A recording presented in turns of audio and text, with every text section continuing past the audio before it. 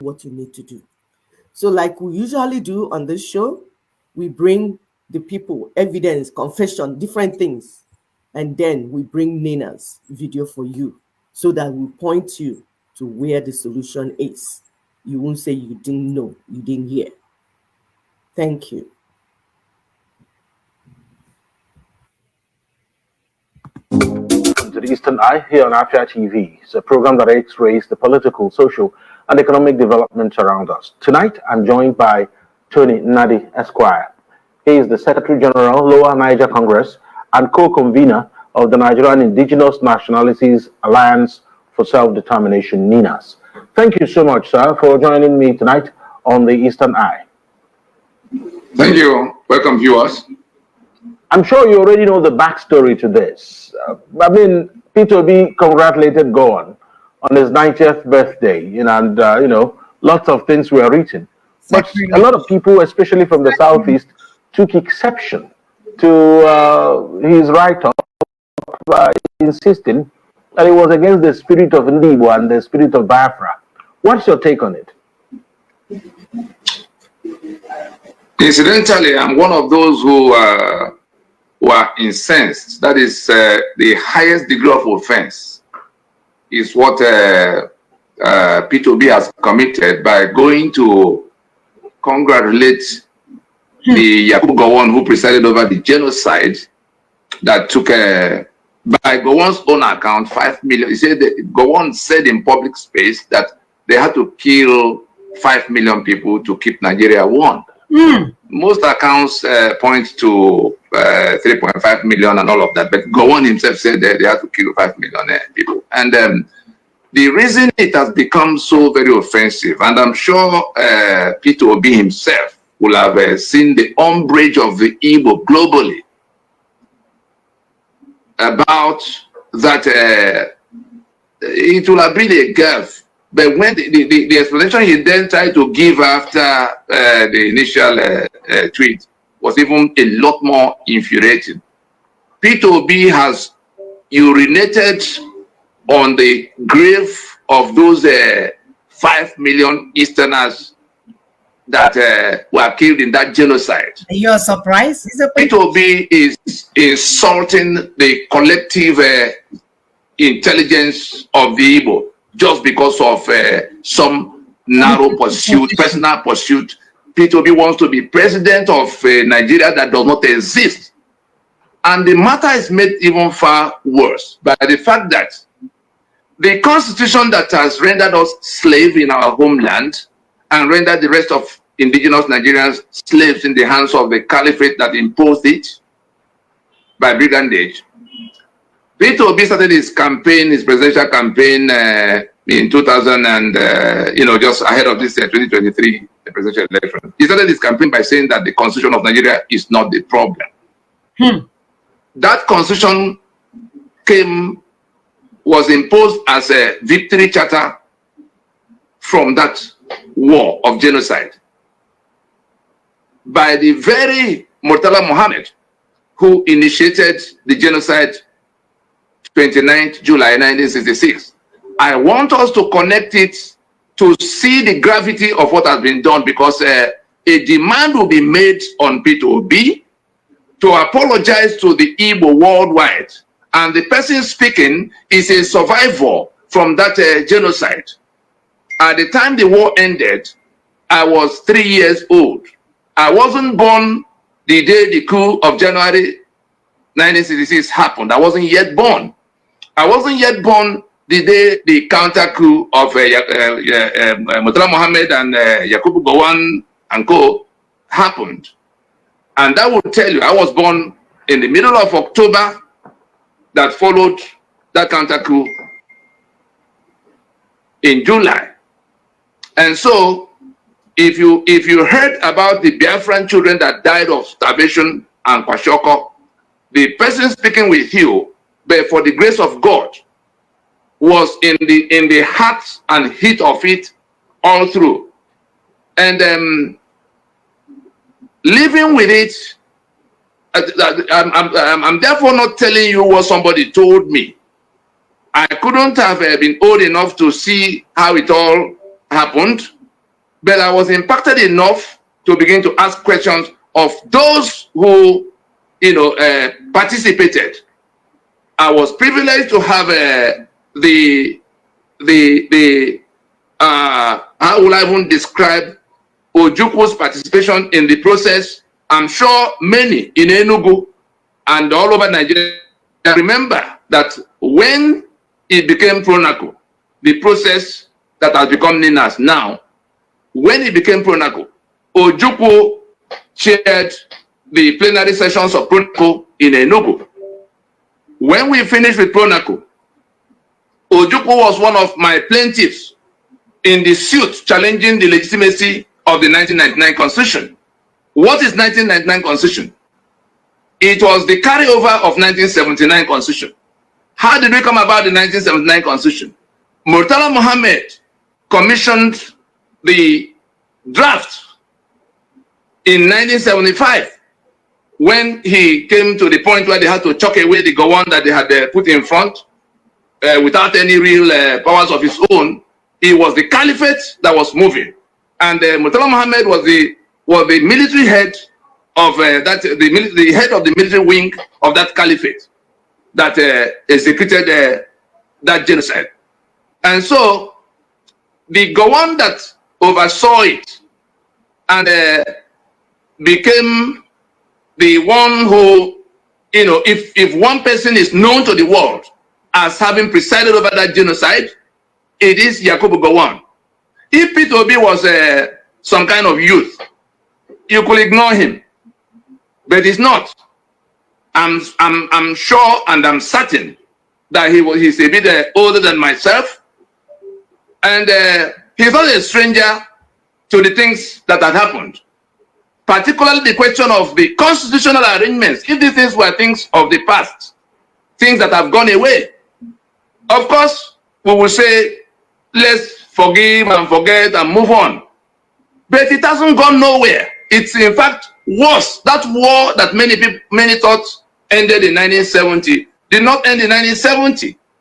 It was continued unabated. It only moved to the economic front. And what do I mean by that? The question of you encircled people for 3 years for no reason, having killed them for 1 year. The pogroms, the killings that began July 29th, the night Ironsi was killed, and the Igbo officers that went into town, all over the north and elsewhere, some in Lagos. That killing had carried on at the time Lieutenant Colonel Yakubu Gowon had emerged as the head of the illicit federal military government they declared at the time. It didn't stop August, September, October, throughout the balance of 1966. It was in waves and waves. Eventually, General Ankara had to intervene, and they all, because they couldn't find a place to meet inside Nigeria, the Federation of Nigeria had collapsed.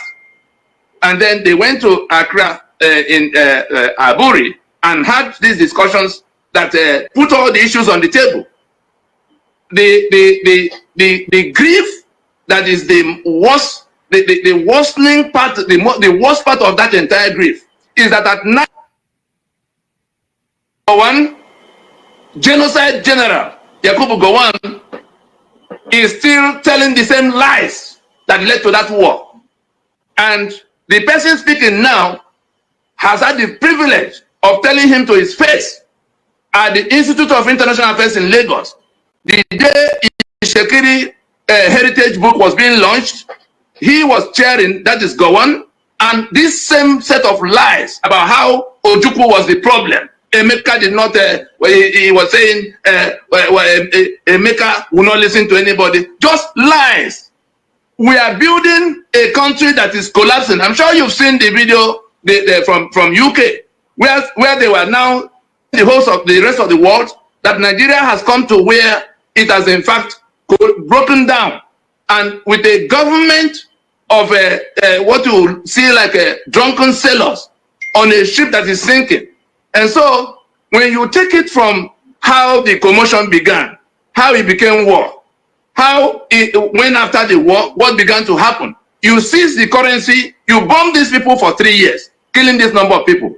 You lock them in land, air, and sea for those 3 years, blockade. The war was called off because of the election that happened in America in 1968.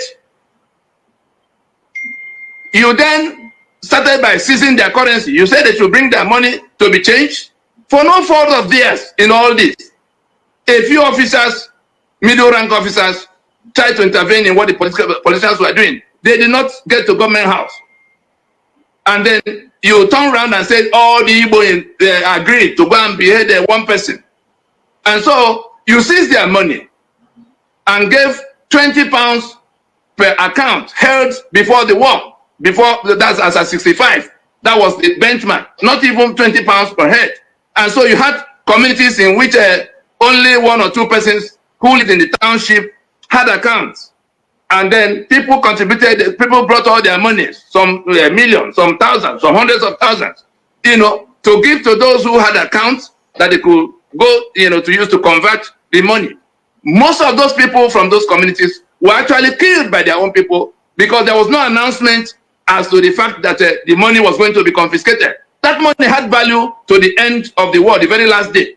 Only like it was just like this naira that in the morning you had one rate, at night it could be another rate. That was the only thing that happened. But if there was an intention to give any part of, even if you say it is 200 pounds to one, then there will be some will get hundreds of it, some will get thousands of it, some might even get millions of it.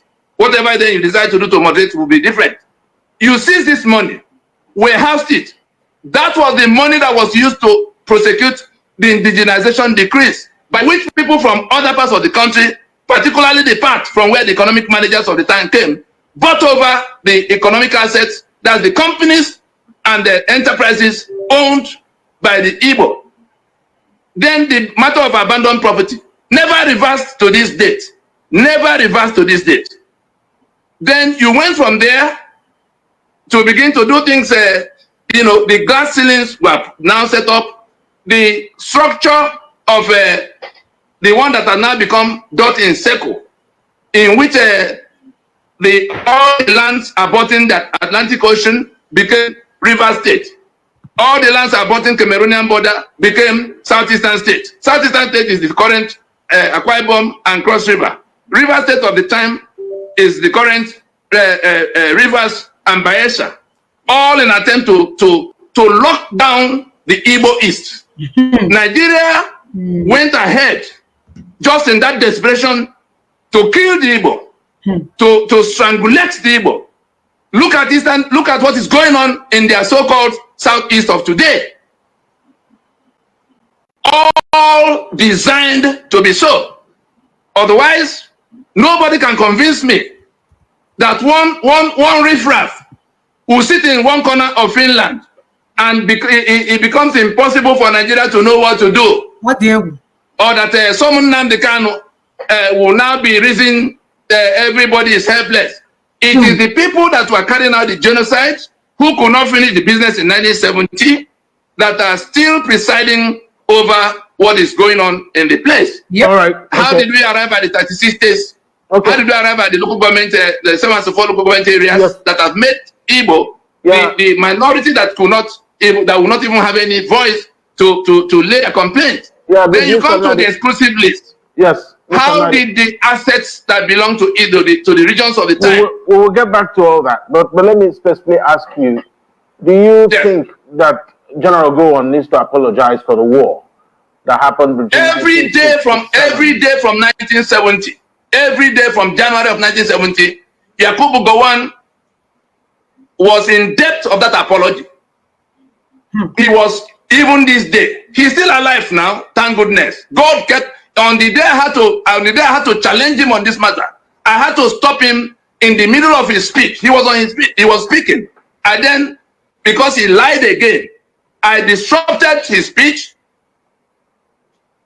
and told him to his face that I'm happy that God has kept him alive to witness the collapse of that Nigeria that he and his co-motherers built on the foundation of Igbo blood, and that he will be alive to witness the burial ceremony of that the event collapsed.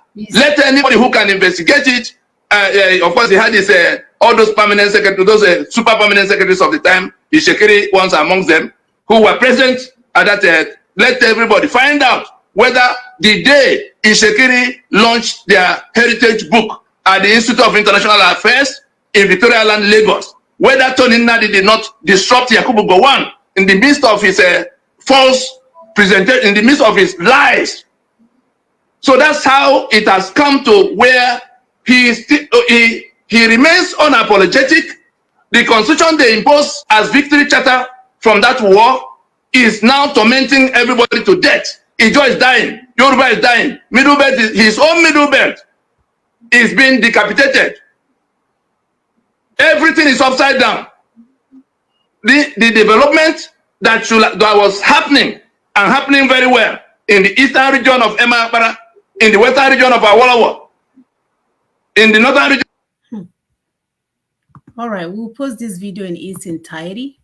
As you can see, our enemy is still alive and well. It looks like he's going to be alive and well until we bury that so-called Nigeria.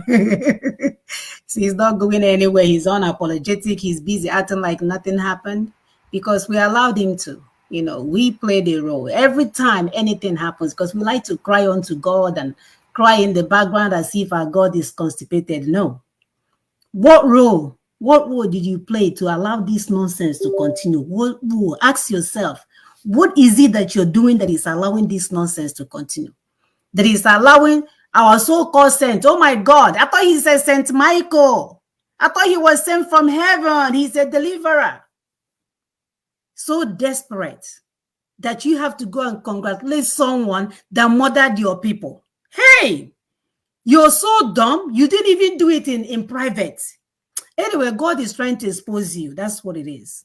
God is trying to expose you. That's how he will get you drunk to say things that you've never thought you could say. Now people know who you are. It's all about you, Mr. Peter B. It's never about my people. It has always been about you and what you will gain out of it. It has never been about our people, and truth is coming to light. Truth is coming to light. Some people think that, oh, when you win, life will be well. No, you're just an agent, Peter B. Agent with open teeth. Railroad needs to be passing through that teeth into your stomach because that's how wicked you guys are. So wicked that you cannot say, let's hold on to this election until we renegotiate this place. If you are truthful, Mr. Peter will be the church goer, the Catholic man, the one that goes and kisses the purple hand and purple visit or papa visit or whatever now. Boy. It's all about you. It has always been all about you, never about our people. And the truth is coming to light. And those following you to their damnation, we wish you luck.